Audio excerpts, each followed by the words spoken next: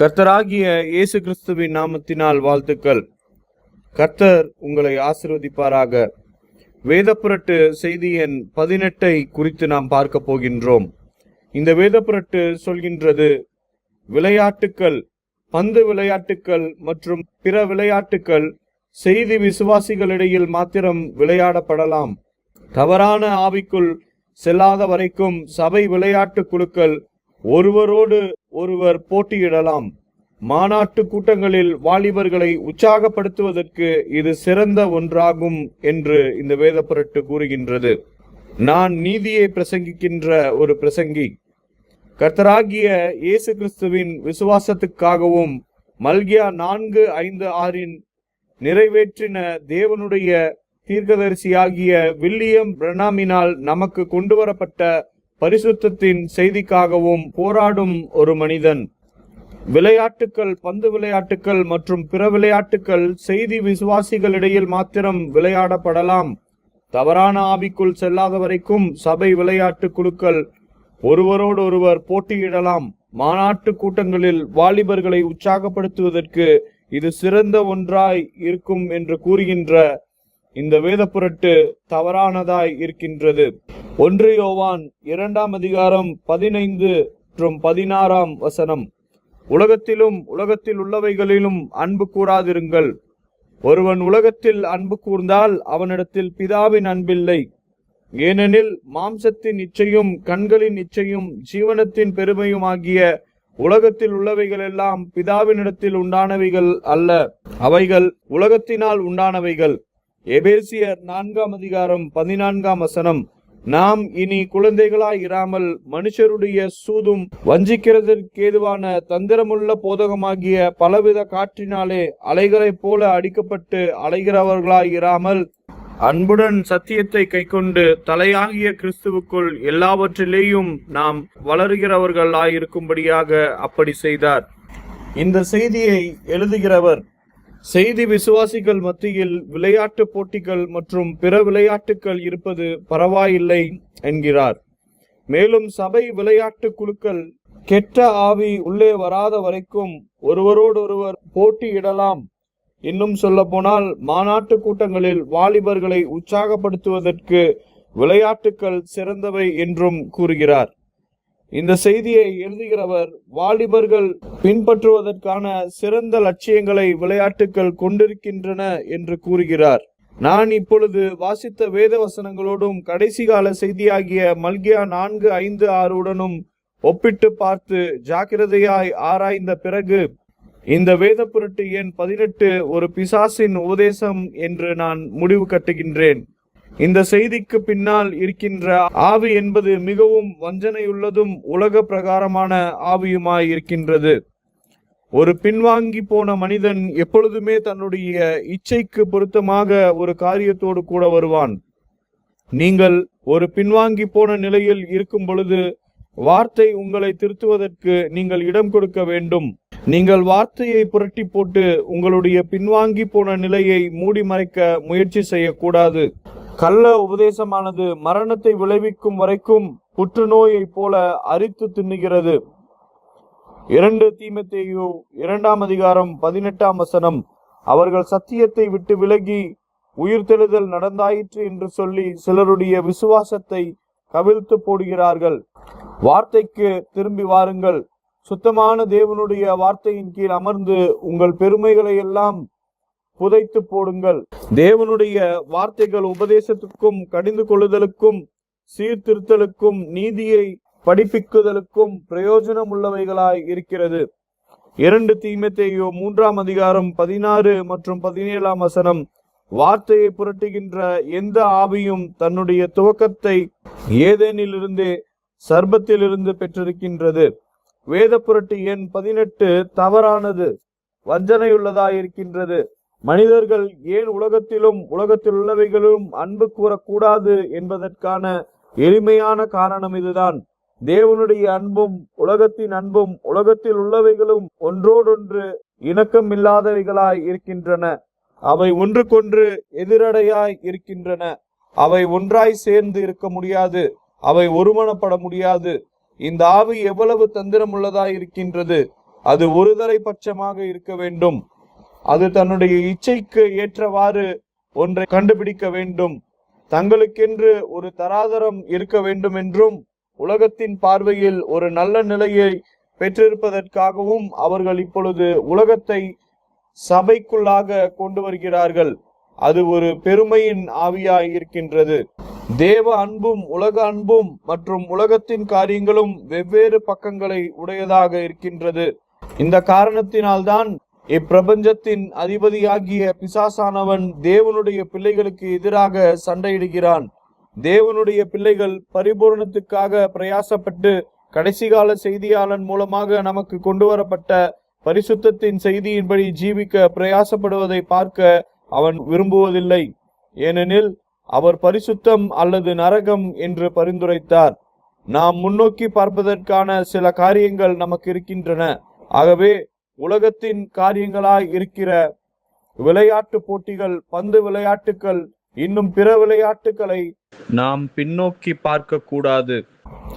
பிதாவின் அன்பும் உலகத்தின் அன்பும் உலகத்தில் உள்ளவைகளும் இரு வேறுபட்ட குணாலட்சணங்களை உண்டாக்குகின்றன. ஒரு தேவ மனிதன் உன்னதத்திற்குரியவைகளின் மேல் தன் விருப்பங்களை வைத்திருக்கிறான். உலகத்தில் உள்ள ஒரு மனிதனோ பூமிக்குரிய கீழானவைகளின் மேல் தன் விருப்பங்களை வைத்திருக்கின்றான். யாக்கோப்பு 4:4 உலக சிநேகம் தேவனுக்கு விரோதமான பகை என்று அறியீர்களா? ஆகையால் உலகத்திற்கு சிநேகிதனாய் இருக்க விரும்புகிறவன் தேவனுக்கு பகைவனாய் இருக்கிறான். ஒரு முன்னாள் விளையாட்டு வீரன் என்கின்ற விதத்தில் என்னுடைய சொந்த அனுபவத்தை நான் உங்களுக்கு சொல்லட்டும். ஒவ்வொரு விளையாட்டுக்கும் முன்பாக எங்களுடைய குழு ஒரு ஜெபத்தை ஏறெடுக்கும். நாங்கள் ஜெபித்து முடித்தவுடன் நான் என்னுடைய காலணிகளின் நாடாக்களை இறக்கி கட்டி கொண்டு ஆயத்தமாகி விடுவேன்.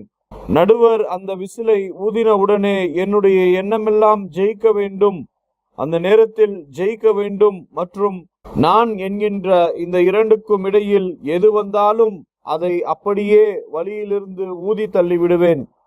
அந்த பந்து என்னுடைய கைக்கு கிடைத்தவுடன் பார்வையாளர்கள் என்னுடைய பெயரை சொல்லி கூப்பிட ஆரம்பித்தவுடன் ஒரு விதமான பெருமை என்மேல் தொற்றிக்கொண்டு என்னை ஜெயிக்க களத்தில் வேறே ஆளே இல்லை என்கின்ற உணர்வு வந்துவிடும். அந்த பெருமையின் ஆவி என்னை ஆட்கொண்டு தன்னை நியாயப்படுத்துவதற்காக என்னை எதிர்க்கும். மற்ற விளையாட்டு வீரர்களை என்ன வேண்டுமானாலும் செய்ய துணியும். ஒரு விளையாட்டு ஆவி என்பது ஒரு போட்டியின் ஆவி என்பதையும், ஒரு போட்டியின் ஆவி என்பது தற்பெருமையின் ஆவி என்பதையும் சுட்டி காட்டுவதற்காக நான் இங்கே இதை பதிவிடுகின்றேன்.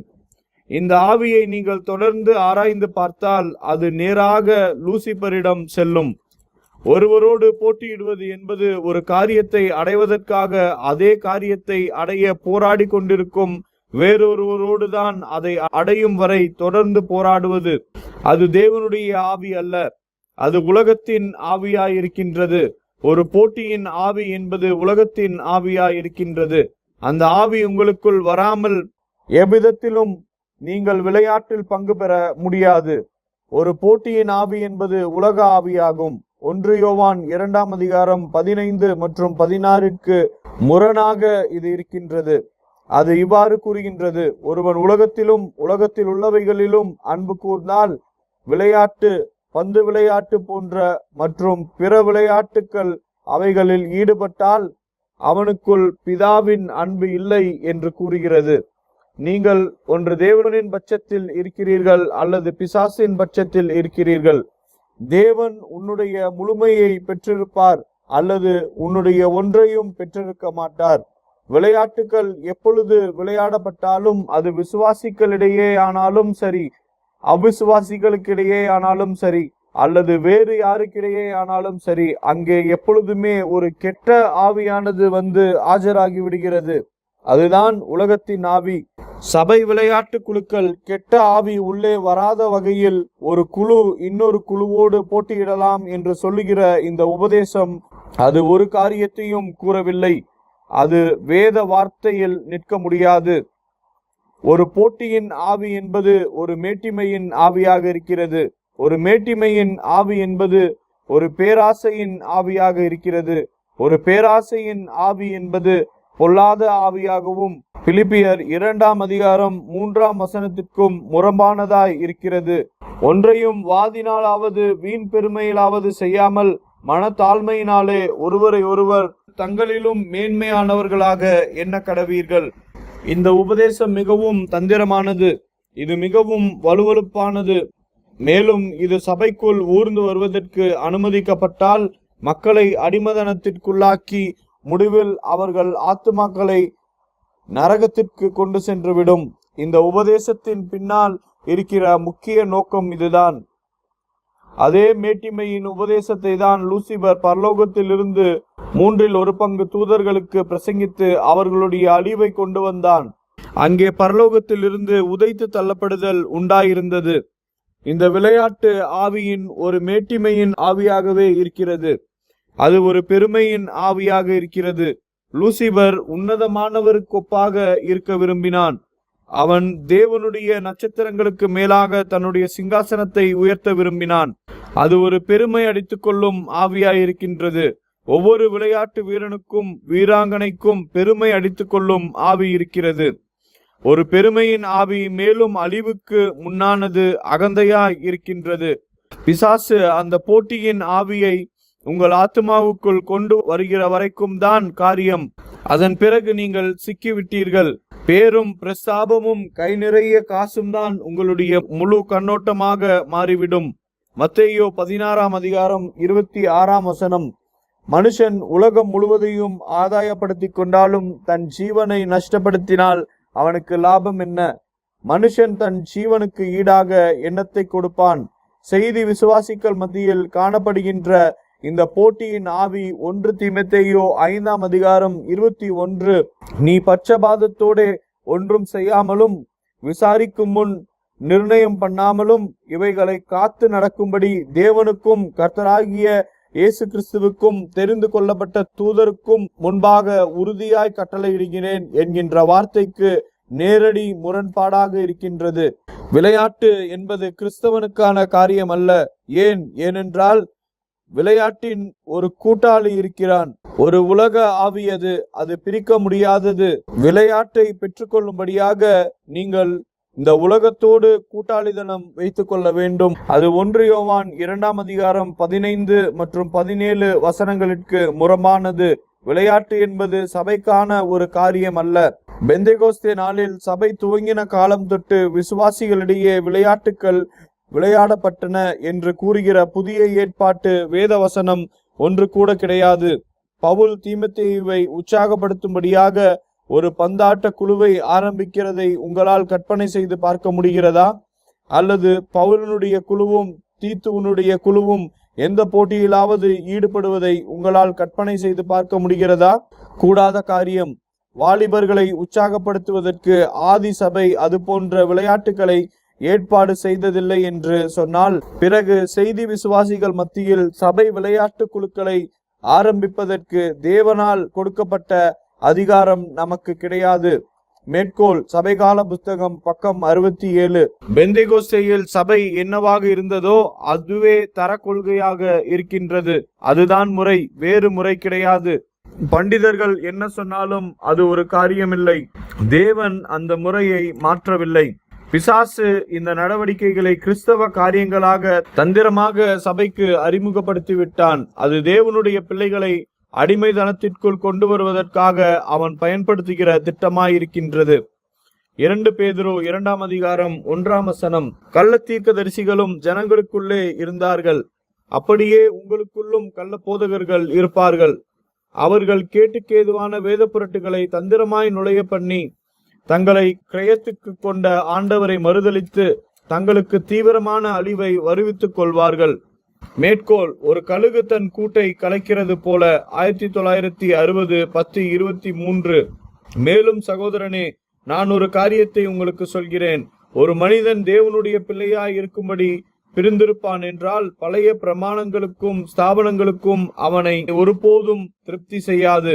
இல்லை ஐயா, இந்த உலகத்தின் காரியங்களாகிய கூடைப்பந்து விளையாட்டுக்கள் மற்றும் பங்கோ விளையாட்டுக்கள் மற்றும் நம்முடைய நாட்களில் இருக்கிற நவநாகரிக சபைகள் செய்கின்ற இது போன்ற எல்லா விதமான பொழுதுபோக்குகள் அவைகள் தேவனை துக்கப்படுத்திவிட்டன என்பதில் ஆச்சரியப்படுவதற்கு ஒன்றுமில்லை.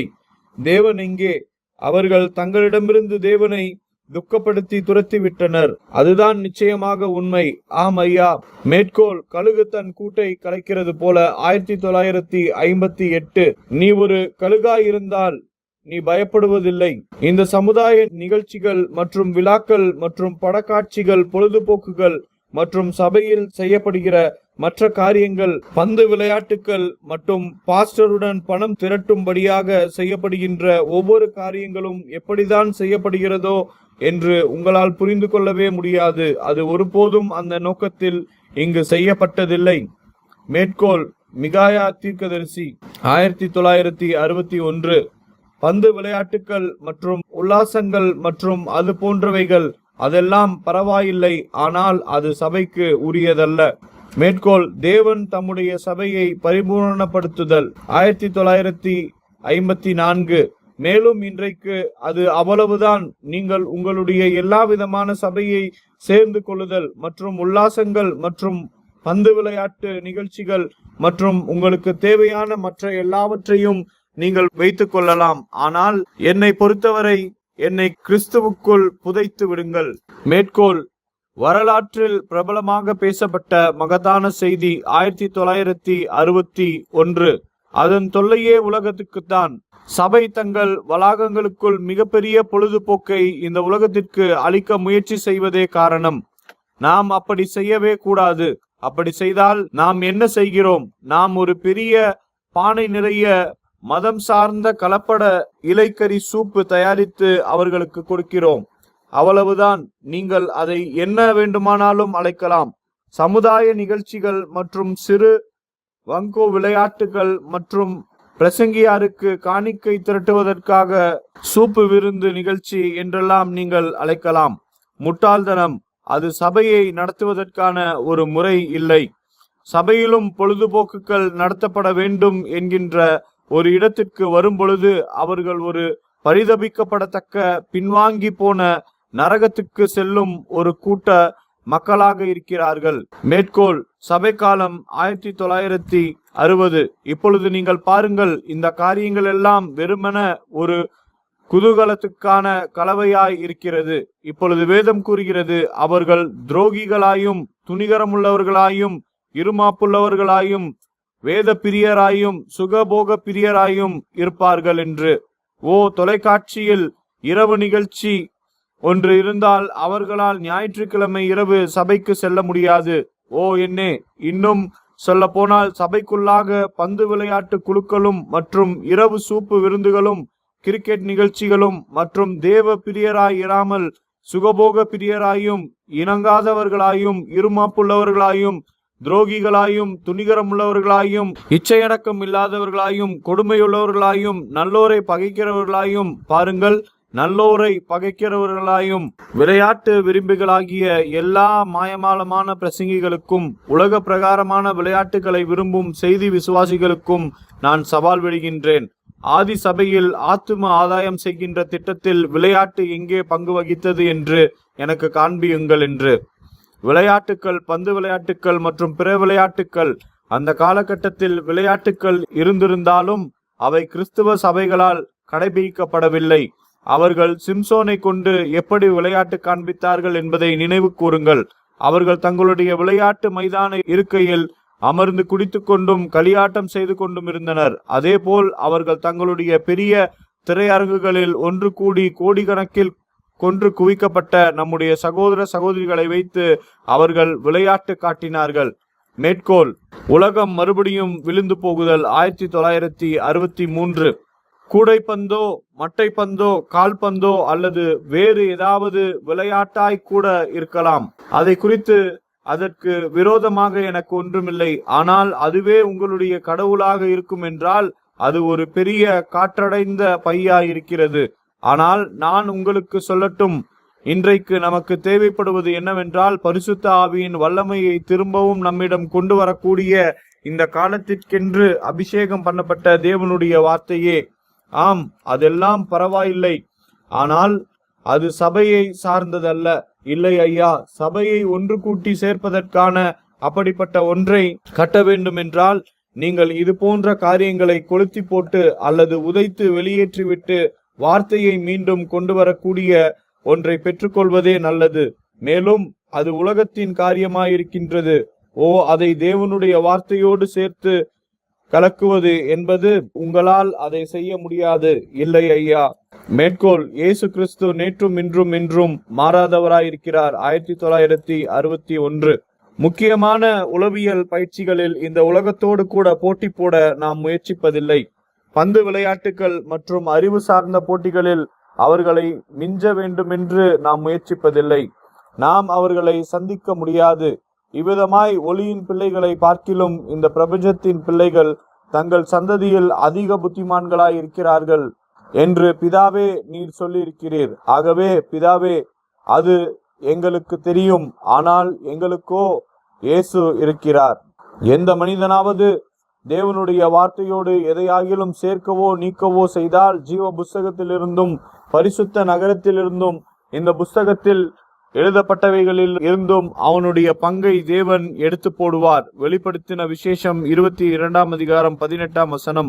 மத்தேயு 16:6. பரிசேயர் சதுசேயர் என்பவர்களின் புளித்த மாவை குறித்து எச்சரிக்கையாயிருங்கள். கலாத்தியர் 1:8.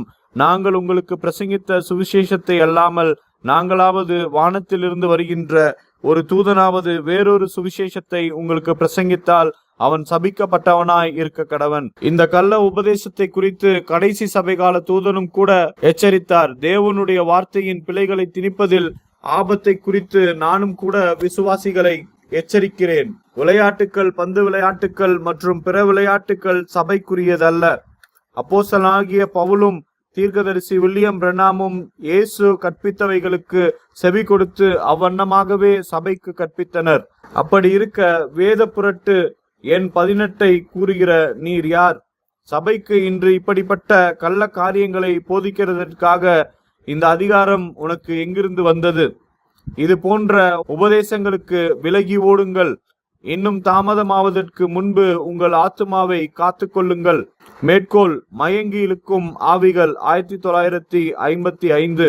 அவன் பந்து விளையாட்டுகளுக்கு போகிறான். மேலும் இது போன்ற எல்லா காரியங்களையும் அவன் செய்கிறான். துவக்கத்திலேயே அவன் ஒரு பாவியாக இருக்கிறான். அவனுடைய சுபாவம் ஒரு பன்றியை போல் இருக்கின்றது. நீ உன்னை ஒரு கிறிஸ்தவன் என்று அழைத்து கொண்டு அவனோடு சேர்ந்து கொண்டு அவனுடைய காரியங்களில் நீயும் மூக்கை நுழைத்து கொள்ளும் பொழுது அப்பொழுது நீ அவனை காட்டிலும் மேலானவன் அல்ல, ஆனால் நீ மோசமானவனாய் இருக்கிறாய். அவர்களை விட்டு வெளியே வா. உலகத்தை போக விட்டுவிடு, போகவிடு. மேற்கோள்: 7 சபை காலங்களின் வியாக்கியானம், பத்மோதீவு தரிசனம், பக்கம் 44. உலகத்தின் காரியங்களின் ஆவியோடு கூட உலகம் எப்படி தன்னை நுழைத்துக் கொள்கிறது என்று நீங்கள் கவனித்திருக்கிறீர்களா? அவர்கள் அவர்களுடைய பந்து விளையாட்டுகளுக்கு செல்கிறார்கள். அவர்களுடைய விளையாட்டு நிகழ்ச்சிகள் மற்றும் அவர்களுடைய நடன நிகழ்ச்சிகளும் மற்றும் அவர்களுடைய நடனங்கள் அவர்கள் அதனுடைய ஆவிக்குள்ளாக பிரவேசித்து விடுகிறார்கள். மேற்கோள்: இங்கே தப்பித்துக் கொள்ள சீக்கிரம் வந்துவிடு. 1958. அவர்களுக்குள்ளாக இருக்கின்ற ஒரு விதமான ஆவி அவர்களை அதற்குள்ளாக விளையாட்டுகளுக்குள்ளாக இழுக்கிறது. ஒரு கிறிஸ்தவனுடைய ஆவியோ அவனை கிறிஸ்துவை நோக்கி இழுக்கின்றது. மல்கியா 4 செய்தி பல ஒளிநாடாக்களிலும் புத்தகங்களிலும் மட்டை பந்து இந்த உலகத்தின் கடவுள் என்றும் விளையாட்டு ஆவி ஒரு பன்றியின் சுபாவம் என்றும் கண்டனம் செய்கின்றது. அது சபைக்கான ஒரு காரியம் அல்ல. விளையாட்டை உள்ளே சேர்த்து கொள்ளும் சபையானது கலப்படம் செய்யப்படுகின்றது. நான் பந்து விளையாட்டுகளுக்கு செல்வதில்லை. புதிய பிறப்பு எப்போதுமே அதற்கு எதிரடையாயிருக்கின்றது. பாவிகள் விளையாட்டுகளில் கலந்து கொள்கிறார்கள். அது சோதோமின் பாவமாயிருக்கின்றது என்று அவர் கூறுகிறார். ஆமேன். இயேசு ஒரு விளையாட்டு வீரனாக இருந்தால் எப்படி இருக்கும் என்று நீங்களே நியாயமாக யோசித்து பாருங்கள். ஒரு பொழுதுபோக்கிற்காக அவர் கிரிக்கெட்டோ அல்லது கால்பந்தோ அல்லது மற்ற பந்து விளையாட்டுகளையோ விளையாடுவதாகவும் மகதலேனா மரியாளும் சூசன்னாவும் மற்ற பெண்களும் அரங்கத்தில் இருந்த இருக்கையில் உட்கார்ந்து கொண்டு அவர் ஒரு பந்தை அடிக்க அவர்கள் எல்லாம் ஓ என்று கத்தி கூச்சலிடுவதையோ அல்லது அது போல பந்து விளையாட்டு கூடைப்பந்து, வலைப்பந்து அல்லது மட்டைப்பந்து போன்ற விளையாட்டுகளில் அவர்களும் கூட சேர்ந்து விளையாடுவதாக கற்பனை செய்து பாருங்கள். அப்போஸ்தலர்களோ சீஷர்களோ விளையாட்டுகளில் ஈடுபட்டதாக நாம் ஒருபோதும் கேள்விப்பட்டதில்லை. கொரிந்து விளையாட்டு குழு அல்லது ரோம சபையின் விளையாட்டு குழு அது போன்று நாம் கேள்விப்பட்டதில்லை. ரோமாபுரியில் விளையாட்டு என்பது பிரபலமாக இருந்த போதிலும் ஆதி சபையானது அது போன்ற விளையாட்டுகளில் ஈடுபட்டதை நாம் ஒருபோதும் கேள்விப்படவில்லை. இன்னும் சொல்ல போனால் பின்வாங்கி போன அந்த 2 சபைகள், கொரிந்து மற்றும் லவோதிக்கேயா சபைகள், அவர்கள் கூட அந்த விளையாட்டுகளில் ஈடுபட்டதாக நாம் கேள்விப்படவில்லை. ஆகையால் கடைசி கால சபை விசுவாசிகள் அன்றைக்கு இருந்த பின்வாங்கி போன இந்த கொரிந்து மற்றும் லவோதிக்கேயா சபைகளை காட்டிலும் மிகவும் பின்வாங்கி போனவர்களாக இருக்கிறார்கள் என்பதை நிரூபித்திருக்கிறார்கள். ஆகவே இவ்விதமான வேத புரட்டை விட்டு வெளியே வரும்படியாக நாங்கள் ஜனங்களுக்கு எச்சரிக்கை ஊட்டுகின்றோம். எந்த ஒரு விளையாட்டும் அது சபைக்குரியது அல்ல. கர்த்தர் உங்களை ஆசீர்வதிப்பாராக.